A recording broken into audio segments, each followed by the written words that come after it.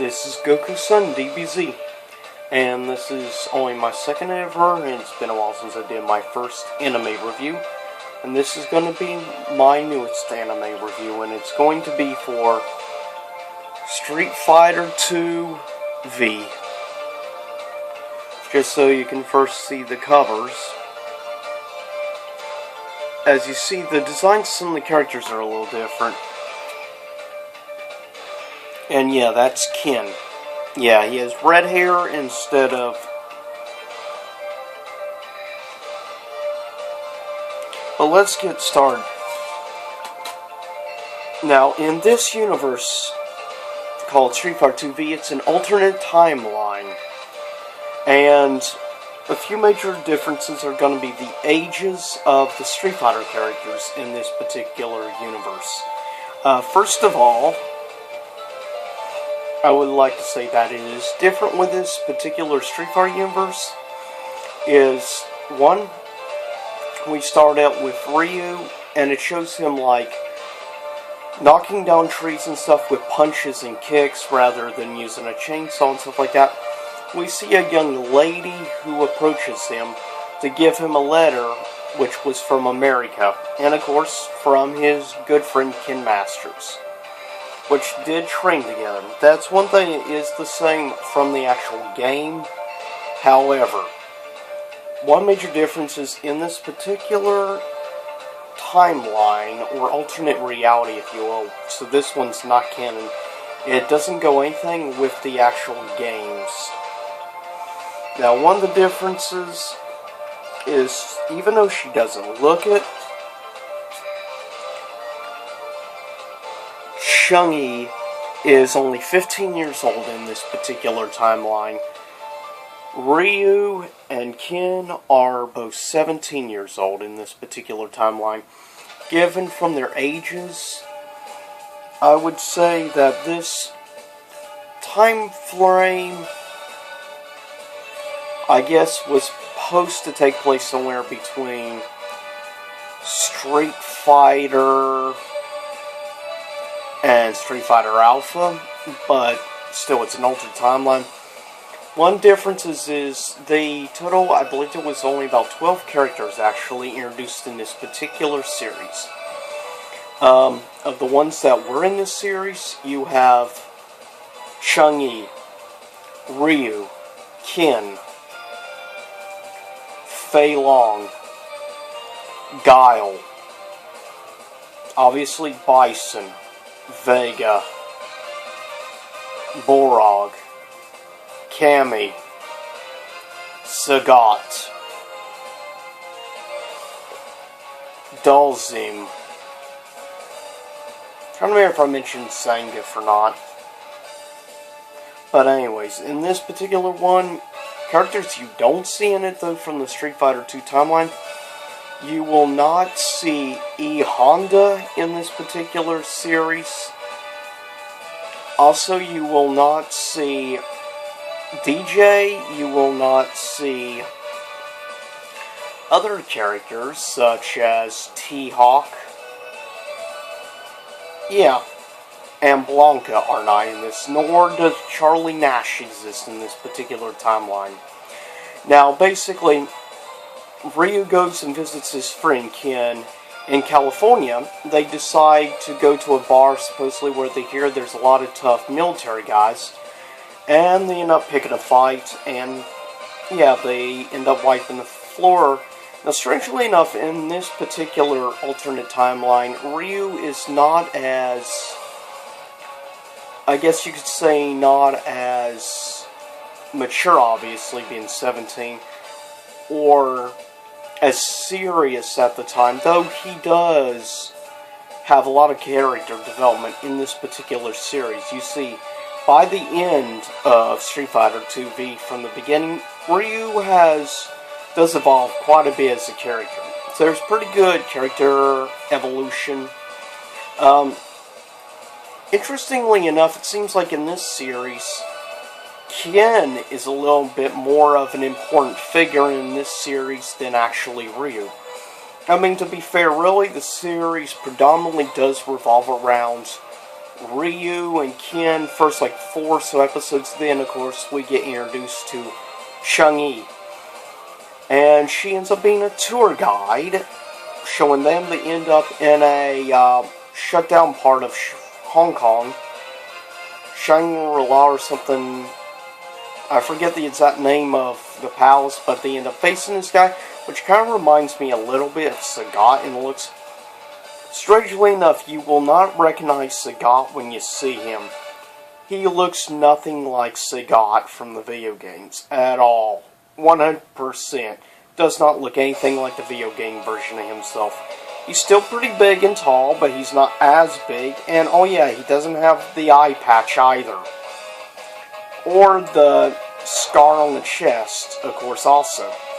So in this timeline, Ryu does not give him a scar and they never face each other in a Street Fighter tournament. So yeah, there's a lot of differences in this particular Street Fighter alternate reality. Now, one thing is the same, Bison doesn't change one bit, pretty much. He's always obsessed with his psycho power, though he definitely gains an obsession over Chun-Yi. And given in this particular timeline, I think he's supposed to be in like his 40s, and Chun-Yi being 15, yeah, that's kind of disturbing, to say the least. But then, yeah, we're talking about Bison here, a dictator of sorts. Strangely enough, his actual base in this alternate reality is not in Thailand, strangely enough. Shadaloo headquarters is actually in Brazil. Yeah, which we know later on in some of the games and stuff that there ends up being like a base of Sin in Brazil. But keep in mind also that was like Street Fighter 4 and stuff like that, which is New Millennia. This series was actually originally done in the around like 96-97 time frame. English dub was done around like 99 to 2000, so it was done about 2 or 3 years after the original Japanese version of the game. Now, one thing I also want to touch on, I do like Bison. Now, he is a little bit bulkier and stuff.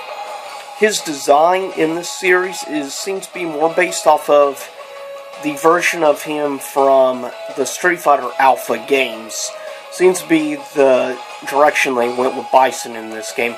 I will say, I like the voice actor they chose for the English dub of Bison. Cammy, to an extent, does look okay. She doesn't exactly, nor is she really like Cammy in the mainline story arcs and stuff, because she's actually a paid assassin in this alternate reality. She's not a doll of any kind. Bison doesn't even have dolls. Though he does try to brainwash Chun-Yi with psycho power, he also tries to brainwash Ryu as well. Ends up Ken, who ends up having to rescue them. Luckily knocks some senses, but along the way they travel and stuff, and at first in early episodes, like episode, I believe it's 6 of the series, Ryu comes across this wise older man in Hong Kong. He wants to help him because he knows he's out of breath and stuff. He ends up taking him to a private place that's with the guy, and then he starts doing meditation sort and you seeing glowing blue energy around him. Ryu is stunned and asks him to teach him about this and things, and the man is understandably surprised and impressed with this young Ryu. So he ends up inviting him and teaches him some of the basics about, of course, concentrating and harnessing ki, and tries to teach him that technique. And of course you have different elements, many different versions and things of ki energy, of course. You have ki that comes from many different parts of the life, whether it be animals, nature like trees, water, the sky. Ki is in all living things, not just humans. And of course later, Ryu and Ken will travel to India and meet a wise man named Dalzim.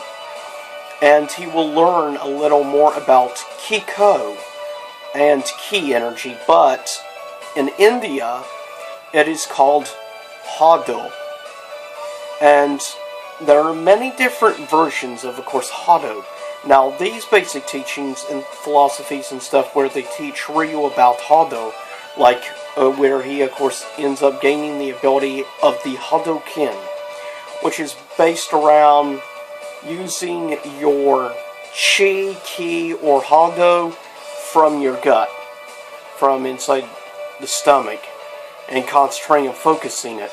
Now, if you think that may sound similar to certain things in actual Dragon Ball Z, it should. Because that's how mature young adult Gohan teaches Goten and Videl how to fly, is to focus the chi or energy out of the stomach and stuff and use that to boost themselves in order to fly. So these some basic teachings on spirituality and the necessary elements of spiritual energy like Ki, Chi, or Hado. Now, if you're wondering what each comes from, of course, Ki is something that is basically taught in things such as Buddhism, of course, also Yin and Yang, and with Shinto, predominantly more teaches things like Chi. Occasionally, you will hear references like Ki in Shinto, but it's more Chi.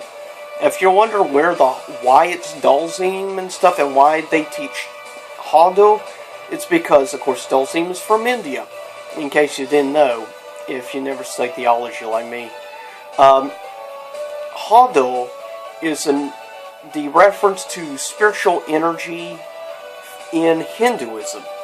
So that is why, of course, they end up using Dhalsim character to reference. And I do respect, in this alternate time frame and things, how of characters that betrayed, I thought Dhalsim was one of the best well-portrayed characters in this alternate series or timeline of Street Fighter. I love the Dhalsim character. He is just awesome. He's definitely a wise sage, wise man. Also, fun fact about this series, there is no Akuma or Goki in this series at all. He does not exist in this timeline whatsoever. Nor does Goken exist in this timeline. He was not the man who trained Ryu and Ken. Apparently it was some other wise martial artist. But yep, in this timeline, Goken and Goki/Akuma do not exist. The only ultimate baddie is Akuma. Akuma. In Bison. Now, Vega gains, of course, an obsession over this girl, Chun-Yi.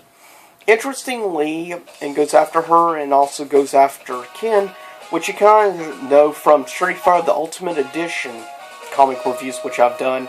But in that case, rather than being Chun-Yi, of course, it's actually Ken's fiance.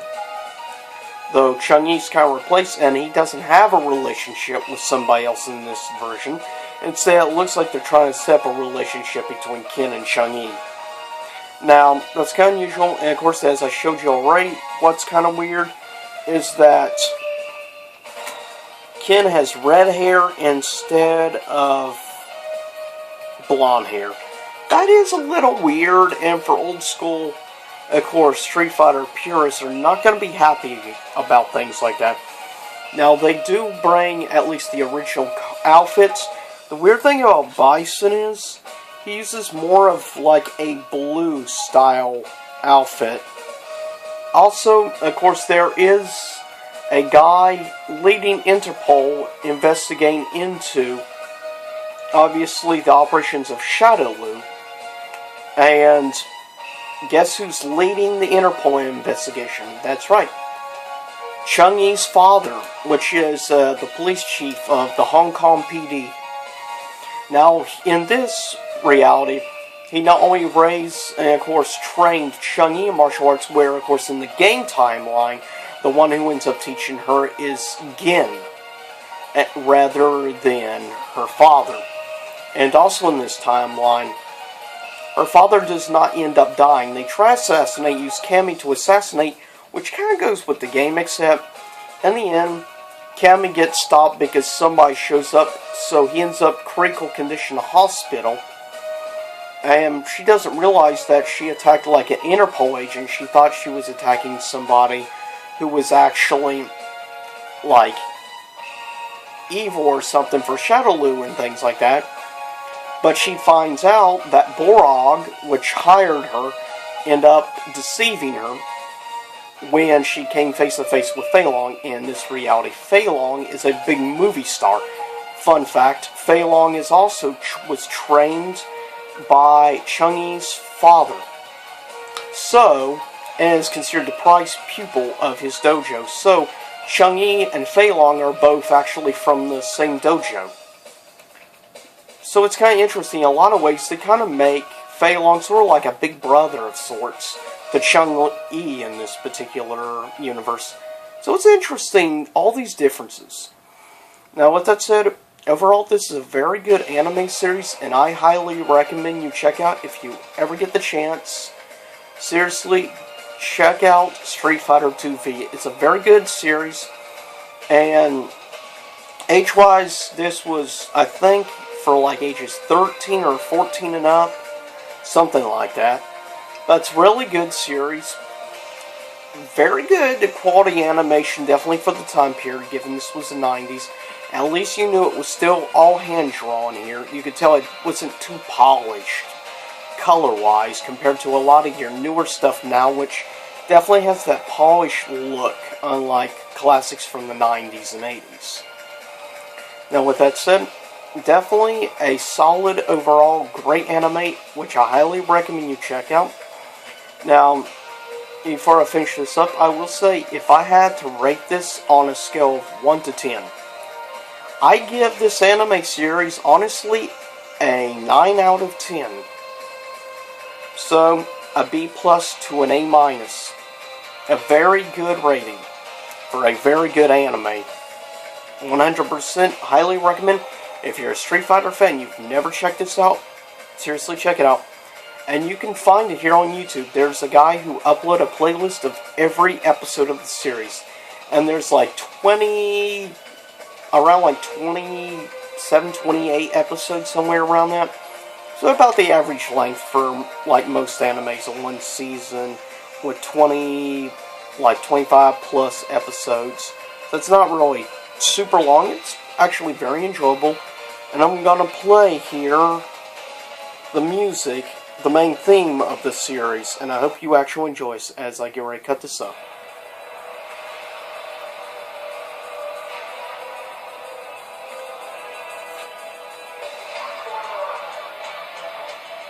It's a very good, definitely theme, I think. And yes, you can expect a Street Fighter comic book review very soon. And I know I'm a little late getting the Street Fighter